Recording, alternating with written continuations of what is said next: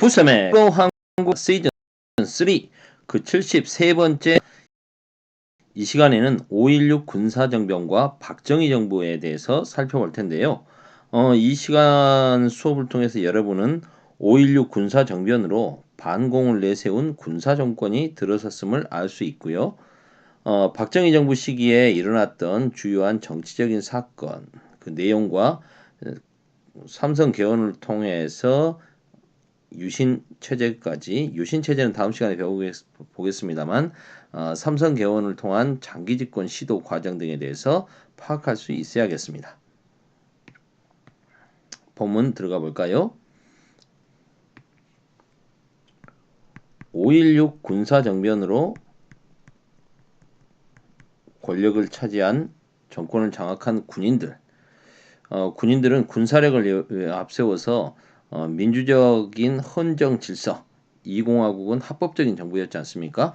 헌정 질서를 유린하고 4.19 혁명 이후에 일어났던 민주화 운동 요구, 그 다음에 평화통일 운동 등을 짓밟게 됩니다. 2년간의 군정을 실시한 후에 자신들은 원래 있던 군대로 복귀하겠다라고 선언하죠. 그러면서 군사재건 최고회의를 구성해서 군정을 실시하게 됩니다. 한 달 동안 무려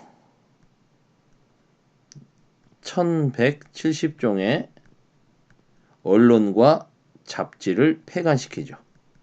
대대적인 언론 탄압. 그리고 민족일보 조용수 사장을 간첩 혐의로 사형을 시켜버리는 등 대대적인 언론 탄압을 실시했고요. 그 다음에 그 노동운동, 통일운동, 민주화운동, 이공화국 시기에 활발하게 일어났던 이러한 운동에 대해서 5.16 군사정변 이후 2주 동안 무려 7만 6천 명 정도를 체포합니다. 그리고 정치활동 정화법이라는 걸 통해서 정치인들 4,378명, 거의 그러니까 4,400여 명 가까이의 정치인들의 정치활동을 금지시켜버리죠. 그러니까 언론에 입을 닫고 사회운동하는 사람들을 완전히 잡아가버리고, 그리고 정치활동도 금지시킨 상태에서 KCIA라고 불려지는 중앙정보부를 설치하고 정치를 준비하고 있었던 거죠. 결국 대통령 중심제로 개헌을 하게 됩니다. 그래서 또 헌법이 바뀌었기 때문에 이때를 3공화국의 시작이라고 보는 거죠. 그리고 군복을 벗고 나서 군정 2년이 끝나고 나면 군대로 돌아가겠다고 했는데 돌아가지 않고 군복을 벗고 공화당을 창당하고 공화당의 대통령 후보로 나서서 대통령에 당선되는 거죠. 이 민주공화당 창당을 위해서 이 사람들은, 군인들은 무슨 돈이 있었을까요? 그게 지금 와서는 아니죠. 그 전에도 밝혀졌지만 쓸 칸이 없네. 4대 의혹 사건. 일본에서 자동차 사와서 몇 배의 이득을 남겨서 팔아먹었던 새나라 자동차 사건. 그리고 그때는 일본과 이렇게 교류하거나 이런 게 없었으니까요. 빠찡코 사건. 일본에서 그 빠찡코 기계 있지 않습니까? 이걸 들여와 가지고 했던 거, 몇 배 이익 남긴 거, 증권 파동. 주식을 가지고 장난질을 치는 거죠. 그래서 주가를 무려 100배 이상 폭등시켜 가지고 이득을 챙겼던 거. 그다음에 그 주한미군 휴양시설 워커힐을 만들겠다라고 하면서 그 공사 대금을 횡령한 워커힐 사건. 뭐 여러 가지, 네 가지 4대 의혹 사건으로 많은 돈을 좀 확보를 하죠. 그리고 밀가루, 설탕, 시멘트 값을 몇십 배를 회사들이 올렸는데 그렇게 폭리를 취하는 것을 봐주고 대신에 정치 자금을 수수했던 세 가지 가루, 밀가루, 설탕, 시멘트 가지고 폭리를 티했다. 3분 폭리 사건. 이런 것들을 통해 가지고 막대한 정치 자금을 확보하고 그 돈으로 민주공화당을 창당하고 대통령에 당선됩니다. 대통령에 당선된 이제 박정희 대통령은 미국이 한미일 동맹 체제를 구축하려고 하는 요구를 계속 해왔는데 이렇게 하기 위해서는 일본과 한국이 이제 국교를 수립해야 된다. 국교를 재개하라. 이런 노력이죠. 그래서 결국 한일 협정에 나섭니다.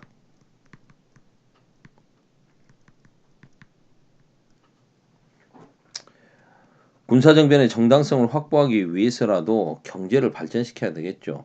방공과 친미를 통해서 경제를 살리겠다고 했으니까요.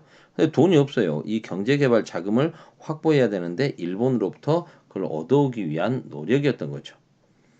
식민 지배에 대한 사죄나 일본의 배상, 그리고 약탈된 문화재 반환 이런 것도 없이 일본과 국교를 맺게 된다면 이건 굴욕 외교다라고 주장하면서 학생들이 대규모의 시위를 하게 됩니다. 이게 바로 6.3 시위죠.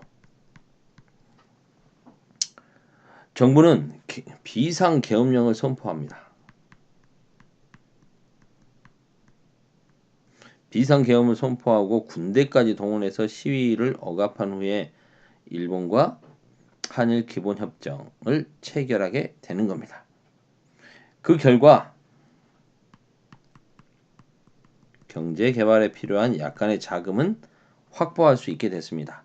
그때 우리가 일본에 대해서 청구권을 포기하는 대가로 일본은 우리나라를 35년간 지배한 것에 대해서 뭐 정신적인 피해, 물질적인 피해를 줬던 것, 그리고 우리나라 사람들을 착취했던 것, 이런 것에 대한 우리의 청구권을 인정하지 않는 대신에 너희 나라 대한민국이라는 나라 새롭게 생겼으니까 축하해줄게. 독립 축하금 뭐 이런 명분으로 돈을 받습니다. 무상으로 3억 달러, 그 다음에 돈 빌려줄게. 공짜는 아니야. 나중에 갚아. 2억 달러, 그 다음에 상업 차관 뭐 1억 달러 이 정도 받고 끝내는 거죠. 식민 지배에 대한 사죄나 배상은 받지 못했습니다. 또 하나 박정희 정부는 경제개발에 필요한 외화 달러를 벌기 위해서 베트남 전쟁에도 군대를 파병하죠. 유엔이 요청해서 파견한 게 아닙니다. 미국이 요청했습니다. 미국은 한국군의 현대화 그리고 경제 발전을 위해서 기술과 차관을 제공하겠다라는 약속을 하게 되는 거죠. 이게 당시 주한 미국 대사였던 브라운 각서를 발표합니다. 베트남에 군대를 파병해주면 경제, 군사적인 원조를 더욱더 강화하겠다는 거죠. 전 세계적으로 전쟁에 반대하는 베트남 전쟁에 반대하는 여론이 있었고 미국 국내에서도 베트남 전쟁에서 반대하는 목소리가 높아져 있었습니다. 그래서 자기들 나라의 그러한 반전 여론 때문에 오히려 우리나라 군대들을 나중에 더 많이 보내달라고 자꾸 압박을 하게 되는 거죠. 물론 우리나라 국내에서도 부정적인 여론이 많았습니다. 하지만 박정희 정부는 국군 전력을 증강하고 경제 발전을 위해서는 이게 필요하다라고 봤다는 거죠. 그래서 베트남에 군대를 파병합니다. 그럼 베트남 전쟁 특수로 우리는 얼마를 벌었을까요? 약 10억 달러 정도를 벌었다고 합니다. 물론 이 돈이 이러한 외화가 적은 돈이 아니었기에 경제 개발에 큰 도움이 됐다라고 할 수도 있겠죠. 하지만 한번 생각해 볼까요? 병사 한 명 파견하지 않고도 베트남 전쟁 특수로 일본이 벌어들인 돈이 100억 달러였습니다. 20명 남짓 병사들 파병했던 대만이 벌어들인 베트남 특수가 17억 달러였습니다. 4만 명의 군대를 보내고 10여 년간 연인원 40만 명 정도를 참전시키고 무려 5천 명의 희생자가 있었던 한국 10억 달러 벌었습니다. 생각해 볼만하죠. 베트남 전쟁 특수가 우리나라가 그렇게 많이 버는 거라고 할 수 있을까요? 일본이나 대만에 비하면 굉장히 비효율적이죠. 사람의 목숨을 효율로만 따질 수는 없겠지만 말입니다. 수많은 청년들의 희생, 그리고 베트남 양민에 대한 양민들 희생, 베트남에 한국인 증오비가 세워질 정도였으니까요. 그리고 그 기간에 베트남에서 생겼던 태어난 호녀라들, 라이따이안 문제, 한국인들이 책임지지 않고 전쟁에서 이제 철수하면서 책임져 주지 않아서 거기에 남게 된 한국인 2세들, 그들이 그 나라에서 받았던 차별과 멸시, 이러한 문제, 그리고 참전 용사들, 참전했던 군인들이 고엽제 피해를 또 많이 보죠. 그래서 고엽제 문제, 그리고 전쟁 후유증, 이러한 수많은 문제들을 낳았던 베트남 파병. 이렇게 국민들의 반대 여론에도 불구하고 일본과의 한일협정, 그리고 베트남 파병 등으로 자금을 마련해서 나름 경제 성장에 어느 정도 성공했다라고 볼 수도 있겠죠.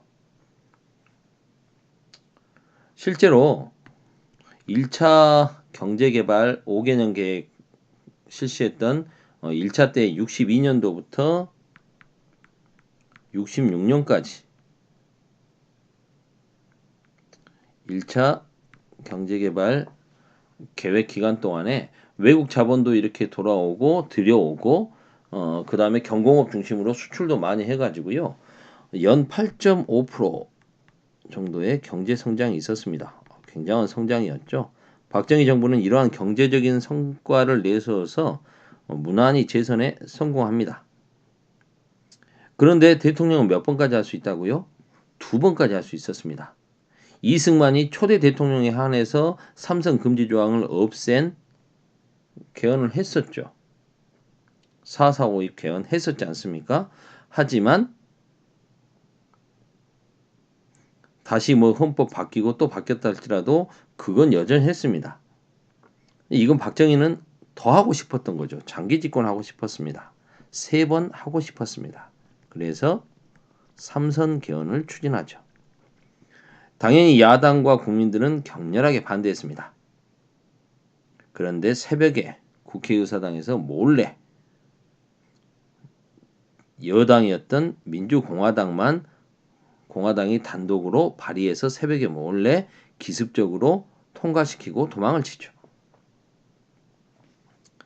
3선 개헌.